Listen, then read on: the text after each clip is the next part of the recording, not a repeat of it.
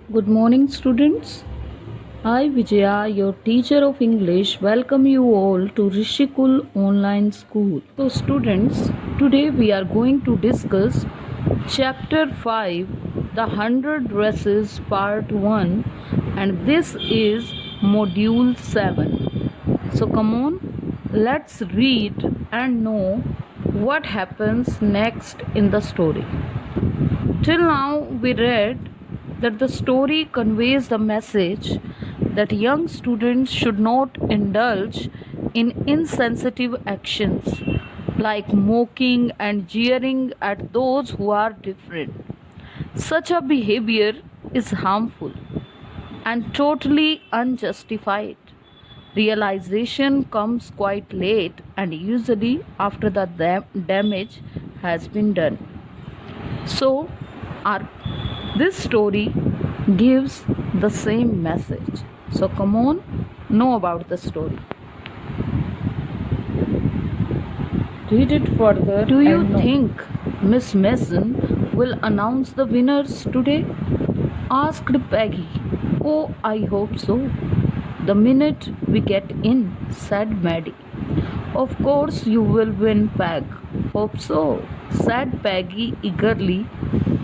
The minute they entered the classroom, they stopped short and gasped. There were drawings all over the room, on every ledge and window sill.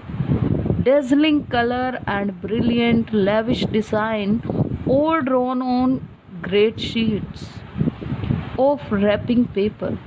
There must have been hundreds of them, all lined up.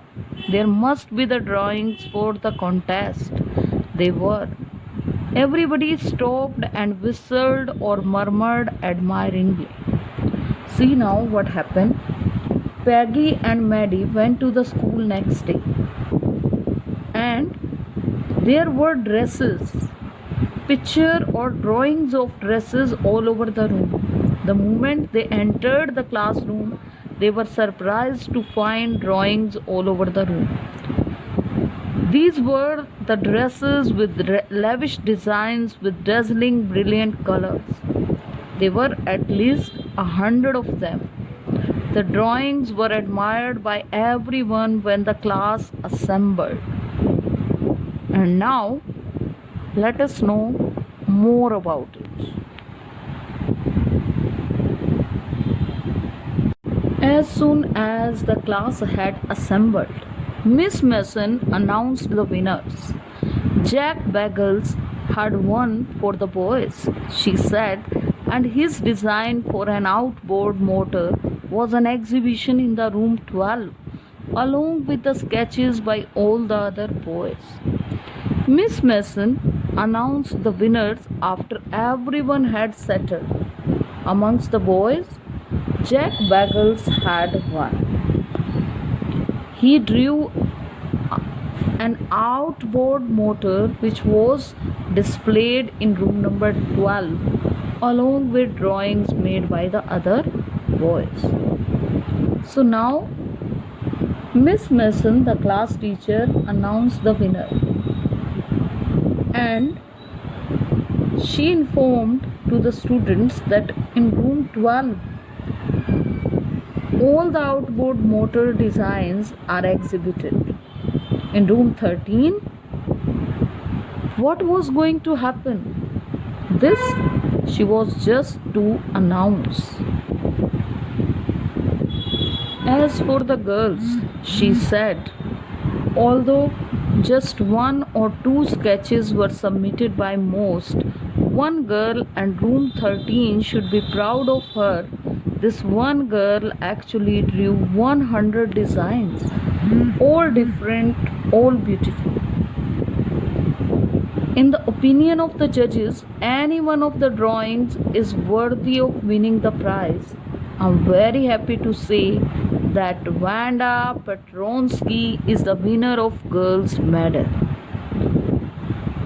This was a shocking news to all, as Miss Mason announced the name of the designer, and the judges considered their designer Vanda Petronsky to be the winner of the girls' medal. This was really a shocking news to all.